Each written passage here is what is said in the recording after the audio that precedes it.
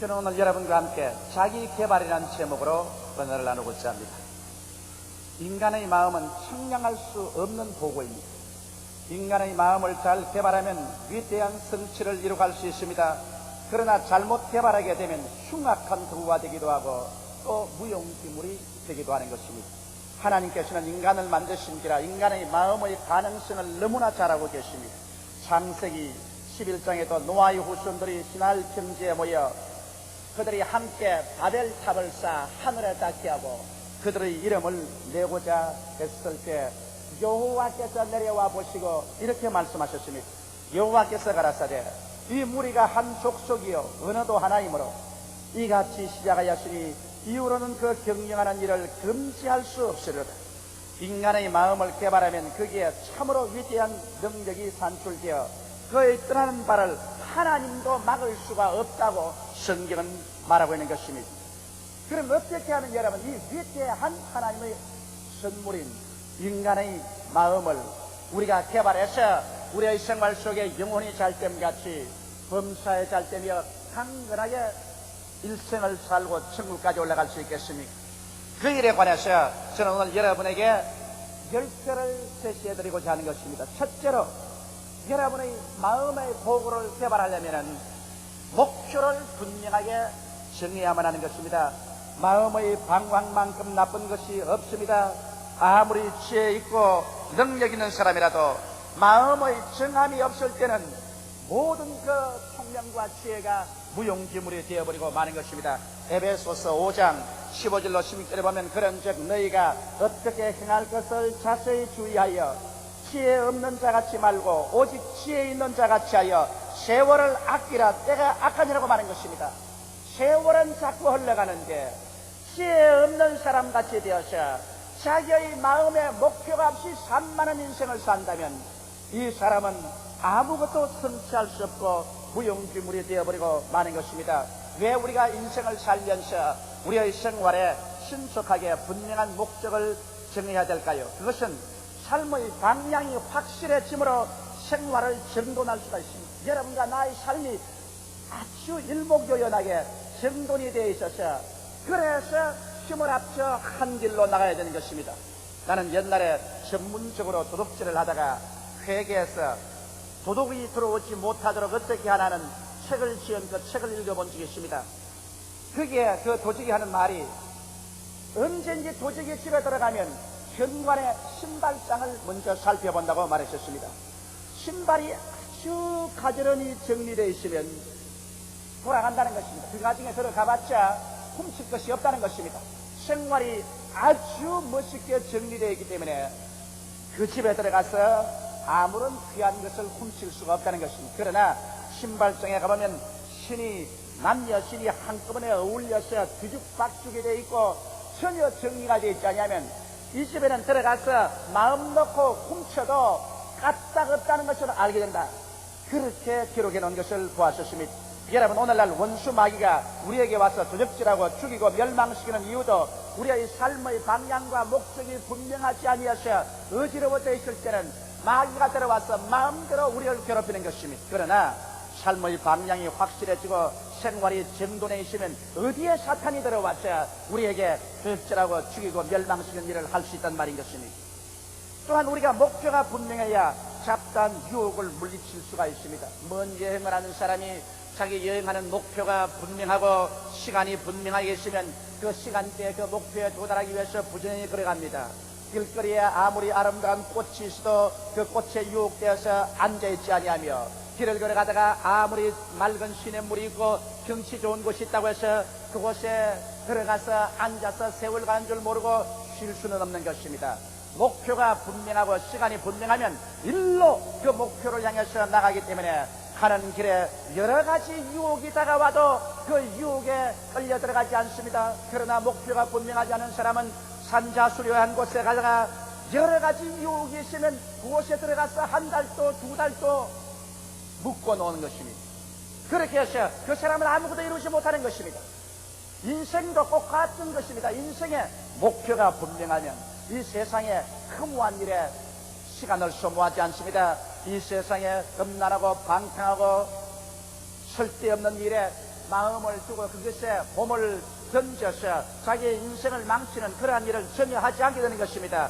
어떠한 유혹이 다가와도 그런 유혹을 다 단호하게 물리치고 자기 목표를 향해서 일직선으로 나아갈 수가 있는 것입니다. 목표 없는 사람은 마음속에 심한 유혹이 다가오고 사람들이 깨면 그것에 끌려가지 아니할 수가 없는 것입니다. 왜냐하면 자기가 그것을 물리칠 만한 마음의 자세가 되어 있지 않기 때문인 것입니다. 또한 목표가 있어야 성취 유혹이 생기는 것입니다. 등산하는 사람이 올라갈 산꼭대기가 분명해야 올라가보자고 하지, 올라갈 산꼭대기도 없는데 등산을 하려면 힘이 들어 견딜 수가 없는 것입니다. 인생도 목표가 분명해야 할 수 있다, 하면 된다, 해보자, 백절불굴의 용기를 가지고 실전팔기하면서 일어나 나갈 수 있는 성취 이욕이 생기는 것입니다. 그뿐 아니라 목표가 있어야 전심전력을 기울여서 실력이 개발될 수가 있는 것입니다. 우리에게는 감추인 실력이 있습니다.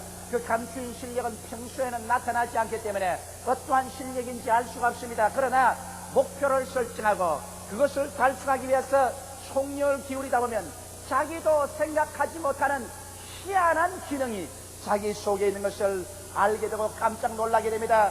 감추인 여러 가지 지혜와 재조가 넘쳐나서 그 목표를 도달할 수 있게 하는 큰 실력 개발이 이루어지게 되는 것입니다. 이렇게 해서 목표에 점점 도달하게 되면 그 성공이 가져오는 기쁨이 마음속에 충만하고 자신이 생겨납니다. 인생에 자신을 잃은 사람들은 목표를 설정하여 일을 해서 성공을 맛보지 못하기 때문에 자기 자신이 없습니다. 이러므로 늘 나는 못한다, 나는 할 수 없다, 나는 안 된다는 무기력증에 빠져서 자기 비하를 하고 사는 것입니다. 그러나 목표를 설정하고 그것을 성취해 나가는 사람은 어깨가 똑바로 펴고 등뼈가 바로 서게 되며 걸음걸이도 자신이 있게 되는 것입니다. 왜냐하면 성공에 대한 기쁨과 확신이 그 마음을 점령하기 때문에 자존심을 가지고 기쁨으로 살아갈 수가 있는 것입니다. 이러므로 여러분에게 감추인 그 귀한 능력을 개발하기 위해서는 적고 큰 목표를 신속히 설정하여 그 목표를 향하여 일로 매진하는 이와 같은 삶을 해야 자기 개발을 이루어갈 수가 있는 것입니다. 둘째로 우리가 마음속에 분명히 가지고 있어야 될 것은 마음의 꿈을 품고 살아야만 되는 것입니다. 여러분, 우리가 꿈이라고 말하면 그 막연한 소리 하지 말라고 말하겠지만 성경은 꿈에 대해서 굉장히 심각하게 말하고 있는 것입니다. 꿈이 없는 백성은 망한다고 말하는 것입니다. 흥하고 망하는 정도로 중요한 비중이 꿈에 있는 것입니다. 왜 그렇게 마음의 꿈이 중요할까요? 목표가 이루어진 꿈을 가슴에 품습니다. 마치 암탉이 계란을 품듯이 목표가 이루어진 모습을 가슴에 딱 품고 있으면 그 꿈이 목표를 향하여 여러분의 모든 능력을 동원시켜서 이끌고 가는 것입니다. 여기에는 신기한 힘이 있는 것입니다. 우리가 꿈을 이끌고 가는 것이 아니라 꿈을 품고 있으면 꿈이 여러분이 상상할 수 없는 희한한 길로 이끌어 가주는 것입니다. 왜냐하면 믿음은 곧 꿈의 산물입니다. 성경 말씀하기를 내 믿음대로 될지라고 말했는데 믿음이라는 것이 우연히 생겨나지 않습니다. 마음의 꿈을 품으면 꿈이 믿음을 산출합니다. 암탉의 병아리를 품으면 계란이 나오듯이 우리가 꿈을 품으면 믿음이 산출해 납니다. 아브라함의 나이 100살이 되고 사라의 나이 90이 되었을 때 어린 아들을 낳겠다고 하나님 말씀하실 때 아브라함도 웃었고 사라도 웃은 것은 기가 막힌 일인 것입니다. 그들의 마음속에 믿음이 생겨나지 않았었습니다. 그러나 아브라함을 밤중에 잠에서 하나님이 깨워 일으켜서 천막에서 나와서 밤에 하늘의 별들을 헤아리게 것입니다. 아브라함이 잔뜩 별들을 헤아리다 나니까 하나님께서 말씀하기를 내 자손들이 저 하늘의 별들같이 많을 것이라고 말했습니다. 아브라함은 즉시로 그 별들처럼 많아진 자기 자신의 꿈을 마음속에 받아들이자마자 성경은 그 다음 구절에 말하기를 아브라함이 저를 믿음에 하나님이 그를 의롭다 하였다고 말하는 것입니다. 아브라함이 절대로 마음속에 믿어지지 않는 것이 하늘의 별들을 보고 마음속에 자손이 별들처럼 많아진 꿈을 품자마자 그 꿈은 즉시로 아브라함의 그 불신앙을 내어 쫓아버리고 마음속에 믿음이 솟아오르게 만들어진 것입니다. 여러분 마음속에 믿음이 안 생긴다, 약하다 이런 사람들은 그 마음속에 꿈을 품지 않기 때문인 것입니다. 여러분께서 목표가 이루어진 꿈을 가슴속에 품으면 반드시 그 꿈은 계란을 깨듯이 믿음을 깨어나게 만들어주는 것입니다. 또한 꿈의 세계는 창조의 세계인 것입니다. 로마서 4장 17절에 보면 기록된 바 내가 너를 많은 민족의 조상으로 세웠다 하심과 같으니 그의 믿은 바 하나님은 죽은 자를 살리시며 없는 것을 있는 것 같이 부르시는 이신이라고 기록하고 있는 것입니다. 없는 것을 있는 것 같이 부르시는 이가 하나님의 성품이라고 말하는 것입니다. 여러분, 어떻게 없는 것을 있는 것 같이 생각할 수 있습니까? 어떻게 없는 것을 있는 것 같이 볼 수가 있습니까? 어떻게 없는 것을 있는 것 같이 우리가 말할 수가 있습니까?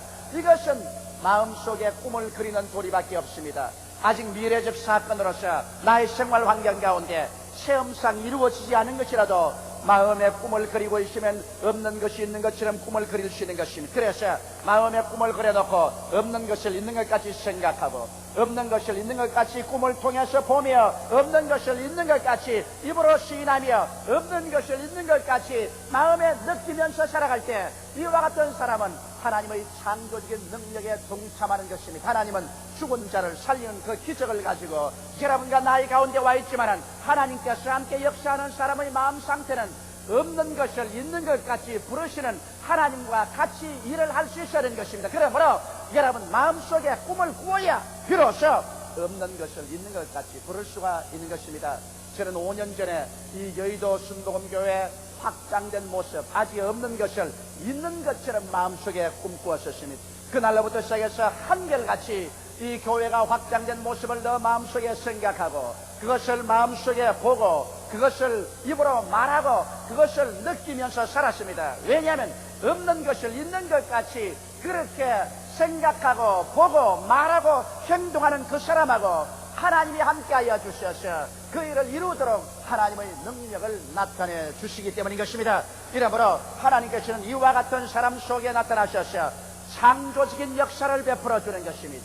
이러기 때문에 여러분, 우리가 많이 기도하더라도 우리의 기도가 언제나 마음에 의심과 불안을 가지고 기도하면 안 됩니다. 없는 것을 있는 것 같이 확실히 마음속에 바라보고 요동치 않게 그 꿈을 부여잡고 그리고 하나님 앞에 기도하면 그 기도는 믿음의 기도가 되며 그 기도는 무서운 힘을 발휘하고 창조적인 하나님의 역사를 풀어놓게 되는 것입니다. 그러므로 여러분, 꿈의 세계를 통하여 하나님께서 역사한다는 사실을 마음속에 깊이 깨닫지 않으면 안 됩니다. 저는 마음속에 지금도 품고 있는 꿈이 있는 것입니다. 저는 우리의 4천만 민족이 다 우리 여의도 순복음교회를 통해서 우리의 라디오, 우리의 텔레비, 우리의 문서연도, 우리의 지역전도를 통하여 복음을 듣고 회개할 꿈을 꾸고 있습니다. 이 꿈을 마음속에 품고 있습니다. 암탉이 병아리를 품듯이 품고 있습니다. 이 꿈이 우리 교회로 하여금 나로 하여금 이것을 이루도록 이끌어 가줄 줄 확실히 믿습니다. 저는 또 꿈이 있습니다. 나의 마음속에 일본인 1천만 명이 구원을 받아 죽게 돌아오는 꿈을 마음속에 품고 있는 것입니다. 어떤 미국 사람이 내게 편지하기를 왜 조 목사는 일본 1억 2천만을 다 구원하겠다고 하지 일본인 1천만밖에 구원하지 않겠다고 말하냐, 그렇게 꾸짖는 편지를 내셨습니다. 내가 1천만 구원을 하겠다는 것은 내 마음속에 품을 수 있는 역량이 1천만밖에 안 됩니다. 일본에 1억 2천만 인구가 있지만은 내 마음의 날개는 1천만밖에 품을 도리가 없어요. 그러므로 내 역량에 맞추어서 저는 일본 1천만 영혼들이 구원받은 것을 내 마음속에 품고 있는 것입니다. 내가 이것을 품고 있는 이상 내가 이것을 이루는 것이 아니라 내 속에 있는 꿈이 성령의 능력과 더불어서 이것을 이루도록 이끌어주고 문을 열어주고 기적을 베풀어 주시는 것입니다. 이러므로 여러분, 꿈이란 것은 여러분의 미래를 형성하는 위대한 재료가 되는 것입니다. 이러기 때문에 주님께서 꿈이 없는 백성은 망한다고 하는 것입니다. 망한다는 것은 미래가 없다는 것입니다. 오늘날 그러므로 개인적으로 가정적으로 여러분의 생활에 최선을 다하여 하나님 앞에서 기도하고 여러분의 소원이 이루어진 모습을 꿈으로 마음속에 품고 생활하게 되시기를 주의 이름으로 축원합니다. 그래야 기적적인 삶을 살아갈 수가 있는 것입니다. 셋째로 우리의 기도의 힘을 알아야 우리의 마음을 개발할 수 있는 것입니다. 기도는 마음을 늘 긍정적이게 합니다. 마음의 평안과 소망의 원천이 됩니다. 이 세상에 살다니까 마음에 낙심될 때가 있고 우울할 때도 있습니다. 불안할 때도 있고 슬플 때도 있고 절망이 당할 때도 있습니다. 이와 같은 먼지와 티끌이 마음속에 쌓일 때 이대로 내버려두면 우리 사람들의 마음은 파괴됩니다. 그러나 우리 기도할 줄 아는 사람은 하나님께 나와서 우리의 짐을 다 주께 맡겨버릴 수가 있는 것입니다. 우리의 염려와 근심을 기도를 통해서 하나님께 다 내어 맡겨버리면 하나님의 성령이 와서 우리 마음의 먼지 티끌을 다 태워버려 주시고 그 자리에 평안과 소망으로 채워주는 것입니다. 기도는 성령의 담대함을 얻을 수가 있는 것입니다. 마음이 연약하고 허약해서 불안과 공포가 들어오고 무릎이 덜덜 떨리게 될 때, 자신을 잃어버릴 때 우리가 하나님 앞에 엎드려서 기도하면 성령께서 오셔서 우리의 마음속에 담대함을 채워주는 것입니다. 성경은 말씀하기를 너희 담대함을 버리지 말라, 이것이 큰 상을 얻느니라고 했는데 우리가 기도할 때 하나님의 성령께서 마음에 담대함을 주시는 것입니다. 사람이 마음이 허약해서야 위대한 일을 할 수가 없습니다. 마음이 담대해야 여러 가지 불안과 공포를 극복하고 나아가서 큰 일을 이룰 수가 있는 것입니다. 이 담대함, 이 배짱은 기도할 때 하나님의 성령이 우리 마음속에 넣어주는 것입니다. 또한 우리가 기도를 해야 믿음을 유지할 수 있습니다. 믿음이 자꾸 약해지는 것은 기도하지 않기 때문에 그런 것입니다. 우리가 불붙는 기도를 계속하면 여러분 믿음의 불을 낼 때여서 믿음이 활활 타오르게 만들어주는 것입니다. 또 나아가서 기도할 때 참을 수 있는 힘이 생깁니다. 화가 나서 이 가정 파괴해버릴까 보다, 그렇지 않으면 상대를 모욕해 줄까 보다, 될 대로 되라 그저 포기해볼까 보다 이런 생각이 날 때라도 여러분 엎드려서 기도하면 하나님 성령이 와서 위로해 줌으로 말미암아 마음에 참고 또 인내할 수 있게 만들어주는 것입니다. 사람은 이 세상에 인내하는 성격이 없으면 아무것도 이룰 수가 없는 것입니다. 모든 일은 인내의 토대 위에서 이루어지는 것입니다. 오래 참지 않고는 아무것도 이룰 수가 없습니다. 그러나 기도함으로 말미암아 여러분과 내가 폭발할 밖에 없는 활화선 같은 성격이라도 이것을 가라앉혀서 마음의 인내력을 가지고 살아갈 수 있는 것입니다. 거기에 보태어서 기도할 때 하나님의 도움을 얻는 것입니다. 여러분 기도하지 않고 하나님께서 응답해 주나요? 가만히 앉아있는데 하나님께서 응답해 주시나요? 성경은 말씀하시를 너희는 내게 부르짖어라, 내가 내게 응답하겠고 크고 비밀한 일을 내게 보여주리라고 말씀하신 것입니다. 예수님께서도 무엇이든지 내 이름으로 내게 구하면 내가 시행하리라고 말씀하신 것입니다. 이렇기 때문에 우리가 하나님께 나와서 구해야 됩니다. 성경은 너희가 없는 것은 구하지 아니함이라고 말한 것입니다. 기도해야 하나님께서 우리 기도를 들으셔서 기도를 따라 우리의 생활 가운데 나타나서 그 능력 있는 팔을 뻗쳐서 문제를 해결하고 응답해 주시는 것입니다. 어떠한 사람이 제게 이런 질문을 했었습니다. 다른 교회는 기도할 때도 점자리 하는데 왜 여의도 순복음교회는 그렇게 떠들고 꽉쳐서 기도를 하느냐 그랬었습니다. 그래서 내가 대답을 이렇게 했었습니다. 우리 여의도 순복음교회 성도들은 대개 다 블루칼라들이다. 다 중산층 이하의 사람들이다. 이러므로 중산층 이상은 자기가 잘났다고 해서 점잔을 빼지만은 우리 교인들은 점잔을 뺄 아무 거리가 없다. 하나님께 나오면 있는 그대로 부르짖어 기도하는 것이다. 그리고 또 오랫동안 시집살이 고생하다가 친정에 오면 아버지 어머니 잡고서 통곡을 하고 울 때도 있지 않은, 이 세상살이의 고통과 괴로움이 많을 때 하나님 앞에 와서 고함쳐 울지 않고 누구 앞에 와서 고함쳐 울겠는가? 시장가에서 울면 미쳤다고 하지 않겠는가? 울 자리가 그렇게 만만한가?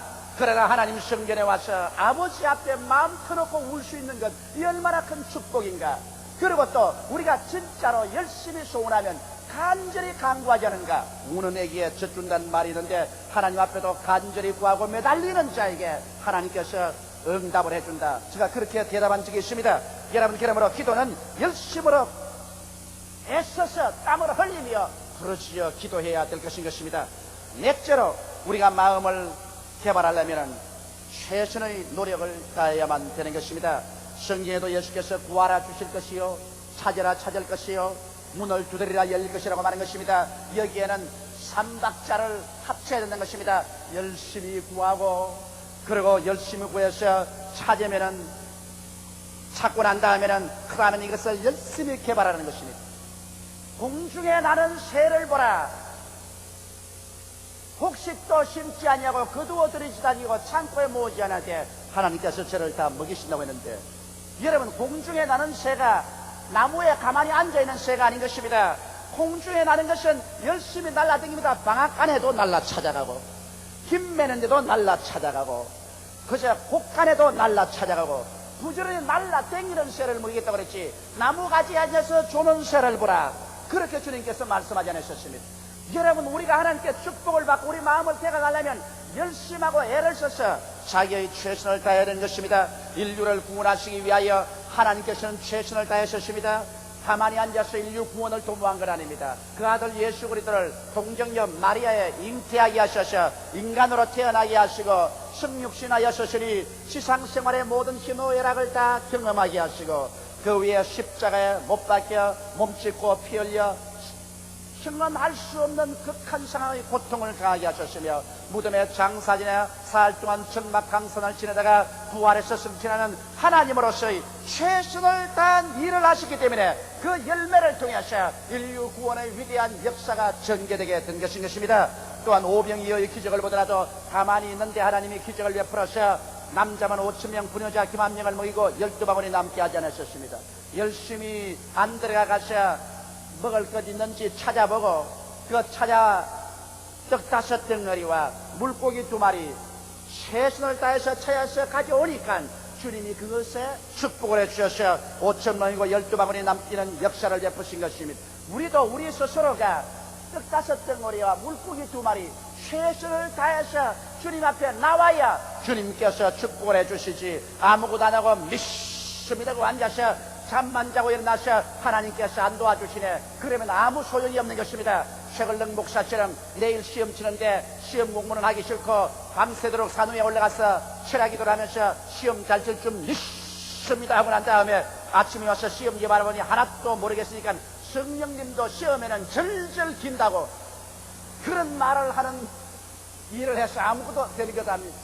성령님이 절절 기게 안 만들려면은 자기가 열심히 밤을 새워가면서 책을 읽고 기도를 하고 또 기도하면서 책을 읽어야지. 그래서 뭐 아는 게 있어야 성령님이 기억도 나게 해주시지. 아무것도 없는데 뭘 기억나게 해주시는 것입니까? 한 번은 미국의 위대한 부흥사 D.L. 무디 목사님이 영국에서 배를 타고 미국으로 오는데 배가 태평양 한가운데서 불이 났습니다. 많은 신자들이 불은 끄지 않냐고 전부 엎드려서 하나님이여 배 불을 꺼달라고 기도를 하기 시작했습니다. 그때 D.L. 무디 목사가 울렸습니다. 전부 손에 물그릇을 들으라고 말했어요. 바켓을 들으라고 말했어요. 바켓을 들고 물을 퍼서 불을 끄면서 기도해라. 인간이 할 수 있는 일은 하고 난 다음에 기도해야지. 인간이 할 일도 안 하고 난 다음에 공짜로 해달라고 기도하시는 소용이 없다. 그래서 사람들을 동리해서 줄을 세워 바닷물을 퍼올려서 손으로 바켓에 물을 담아서 불을 끄면서 하나님이여 이 불이 잡히게 해달라고 기도한 결과에 그 태평양 한가운데서 배 불이 꺼지고 무사히 미국까지 도착했다는 그러한 글을 읽어본 적이 있는 것입니다. 이러므로 여러분, 우리가 자기를 개발하려면 자기의 최선을 다해서 열심히 노력을 해야만 되는 것입니다. 공부하는 사람은 공부하고 연구하는 사람은 연구하고 일하는 사람은 일하고 있는 힘을 다해서 하면서 하나님께 기도하면 하나님께서 여러분을 축복해 주시고 여러분을 개발시켜 주시는 것입니다. 우리는 모두 다 하나님이 주신 마음을 가지고 있습니다. 이 마음을 어떻게 사용할 것인가는 우리의 책임인 것입니다. 이 마음은 한없는 보배를 가지고 있지만은 미개발 상태에는 처녀지와 같은 것입니다. 이것을 개발하는 것은 여러분과 나 자신에게 달리는 것입니다. 자기 자신의 마음을 개발하는 간단한 4가지 단계를 제가 여러분에게 설명했습니다. 분명한 목표를 신속히 설정하라. 개인적인 목표도, 가정적인 목표도, 생활적인 목표도 신속히 목표를 설정해야만 되는 것입니다. 목표 없는 방황하는 사람은 아무것도 자기 자신을 개발할 수 없습니다. 그리고 마음속에 꿈을 품어라. 항상 암탉이 병아리를 품듯이 꿈을 품고 있으면 우리가 꿈을 이끌어가는 것이 아니라 꿈이 우리를 이끌어간다는 것을 우리가 마음속에 깊이 알아야만 되는 것입니다. 그리고 기도의 힘을 늘 이용하라. 좋을 때나 어려울 때나 항상 기도함으로 말미암아 마음속에 의와 평강과 희락과 믿음, 소망, 사랑이 넘쳐서 긍정적이고 적극적이며 창조적이고 생산적인 마음의 자세를 갖도록 하라. 그리고 최선을 다하여 있는 힘을 경주해서 시간을 아끼며 노력을 하라.